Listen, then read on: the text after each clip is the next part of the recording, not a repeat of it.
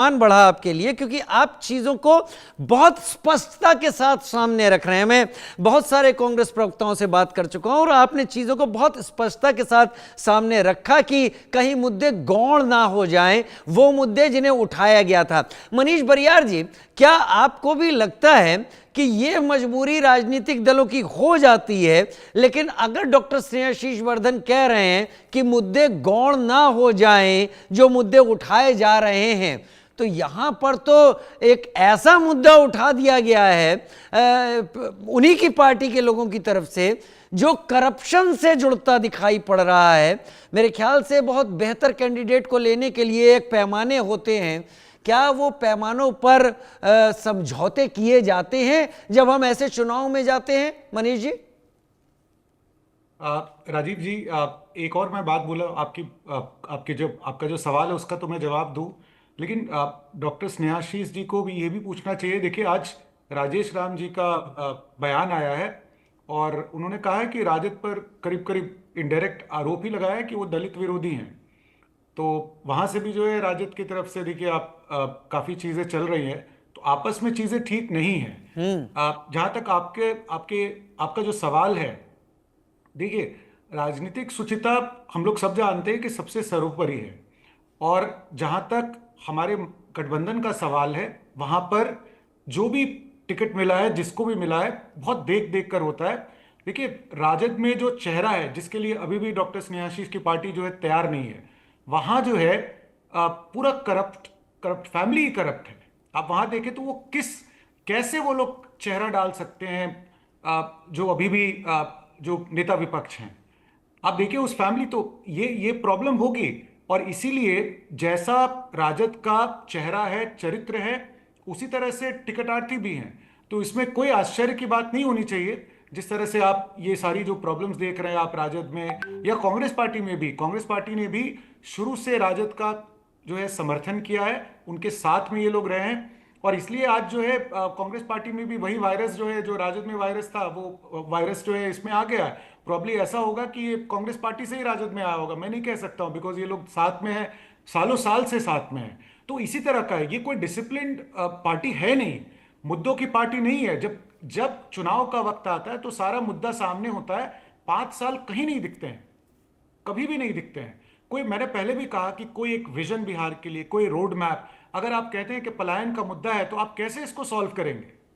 मैं तो कहता हूं कि पलायन का मुद्दा जरूर है, चैलेंजेस हर पार्टी को होती है, लेकिन भारत में भी पलायन का मुद्दा है। आप देखिए पंजाब जो है, पंजाब से कितने लोग कनाडा, ऑस्ट्रेलिया, इंग्लैंड जाते हैं। मैं इस चीज को जस्टिफाई नहीं कर रहा हूं। गुजराती लोग कितने जाते हैं, आप देखिए तमिलनाडु के लोग कितने जाते हैं। और मुझे लगता है कि ये एक चैलेंज है जिसको सारे पार्टीज को साथ में मिलकर, लेकिन क्या इन्होंने कभी कोई रोड मैप दिया है कि चलिए पलायन के मुद्दे के लिए हमारी पार्टी ने ऐसा ऐसा ऐसा पिछले 60 साल 70 साल में किया, या हम कुछ करने वाले हैं? लेकिन बिहार सरकार पिछले 20 साल से काम कर रही है और बहुत सारे क्षेत्रों में काम हुआ है। आप देखिए हमारा जो जीएसडीपी है वो 14% रहा है, जो कि पिछले 10 साल 15 साल में आप देखेंगे कि शुरुआती 5 राज्यों में हमेशा से बिहार रहा है। तो आर्थिक तौर पे हम लोगों ने प्रगति किया है। डॉक्टर स्नेहाशीष से छुपा हुआ नहीं कि इंफ्रास्ट्रक्चर में हमारा कितना काम हुआ है। तो हर मुद्दे पर मुस्तैदी से ये गठबंधन काम कर रही है, चैलेंजेस को ले रही है और उसके लिए एक रोड मैप बना करके काम कर रही है।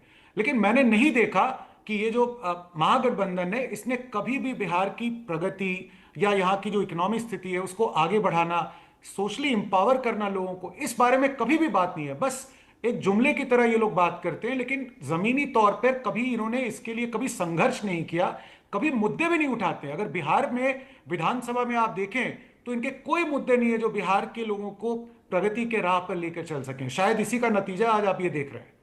डॉक्टर स्नेहाशीष जरा सा जवाब दीजिएगा। जो इस वक्त मनीष बरियार कह रहे थे कि आप लोग मुद्दे नहीं उठाते हैं, ये चीज़ नहीं करते हैं, लेकिन मेरी एक बात को जोड़ दीजिएगा, क्योंकि मैं इस जवाब का आपको मौका दूंगा और अपने मुद्दे पर वापस भी लाना चाहूँगा।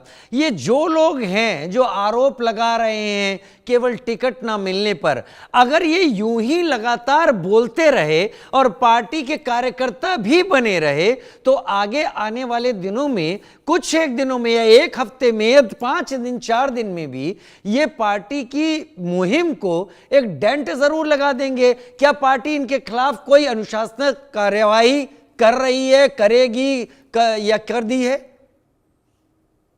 देखिए, निश्चित तौर पे अनुशासनात्मक जो कार्रवाई होती है वो होंगी ही होंगी। और लेकिन एक चीज समझना होगा कि मैंने पहले ही स्पष्ट शब्दों में इसीलिए राजीव जी कहा और पूरी जिम्मेदारी के साथ कहा कि व्यक्तिगत स्वार्थ के परे बिहार के विकास के लिए ये चुनाव हो रहा है। और बहुत देर से 5 साल बाद मौका मिलता है, उसमें भी नीतीश कुमार जी अल्टी पल्टी करते रहते हैं, भाजपा के लोग चोर दरवाजे से जनमत का अपहरण करते रहते हैं। तो कहीं ना कहीं ये सब चीजों से इतर बिहार को जब मौका मिला है, एक आपने पलटी कुमार नाम याद दिला दिया, बड़ा चर्चा में रहा था। एक स्वस्थ लोकतंत्र में हमेशा मुद्दों की राजनीति करनी चाहिए। आम जनता के विकास के लिए उनके जरूरतों को, उनके मुद्दों को व्यापक फलक पर रखने की जरूरत है। उस वक्त व्यक्तिगत स्वार्थ को कहीं ना कहीं इतर रखना चाहिए। सारे टिकटार्थी होते हैं, सारे टिकटार्थी अगर लग जाएं विरोध में तो फिर तो हो गई राजनीति और हो गया सब कुछ। तो इसलिए कहीं ना कहीं, और भारतीय जनता पार्टी जब ऐसी बातें करती है कि राजनीतिक शुचिता की, तो वास्तव में देखिए, रोटी भी अगर एक तरफ से रखा जाए तो वो जल जाती है, और वही हाल हो गया है अब वर्तमान सरकार की।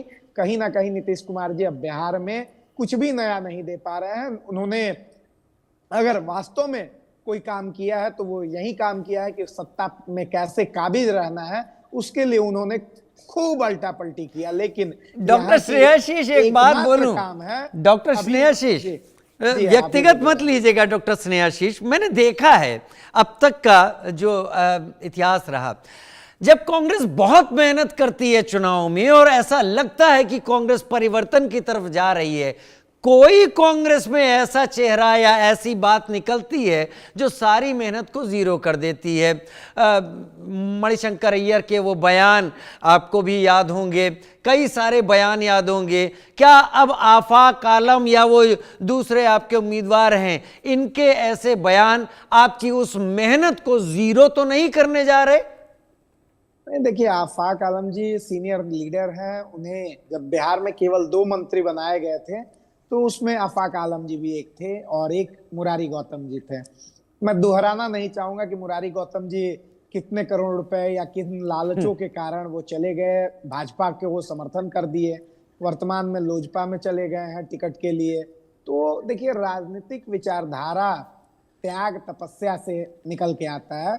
आफाक आलम जी ने व्यक्त किया, जाहिर किया, अपनी बातों को शीर्ष नेतृत्व तक रखा, उस पर उन्होंने बातचीत किया। ये मीडिया में जरूर बातें आ गई, कहीं ना कहीं से कहीं उन्होंने शेयर किया होगा, बातें की होंगी लोगों के साथ। तो ये जांच का विषय है कि ऑडियो की सत्यता क्या है, उसमें वास्तव में ऐसे कुछ जो आरोप लगे हैं वो आरोप जायज है नहीं है, ये तमाम चीजें सत्यता का विषय है, इसे जांच करना होगा। पार्टी कहीं से भी वर्तमान दौर में, बार बार मैं कह रहा हूं कि वोट चोर गद्दी छोड़ के नारे के साथ जो शुरुआत हुई थी वोटर अधिकार यात्रा की, वो आज भी मौजूद है। जो पलायन और यहाँ के युवाओं को रोजगार देने की बात, नौकरी देने की बात, शिक्षा देने की बात हुई थी, उस पर कांग्रेस आज भी काबिज है और हम लोग उसी को लेकर आगे बढ़ रहे हैं। और जब गठबंधन हमारा हुआ आरजेडी के साथ, आपको भी मालूम है कि हम लोगों ने बड़ा दिल दिखाते हुए त्याग भी किया है इस गठबंधन के लिए। तो कहीं ना कहीं इन तमाम चीजों के बीच में हमारी एकमात्र इच्छा क्या थी?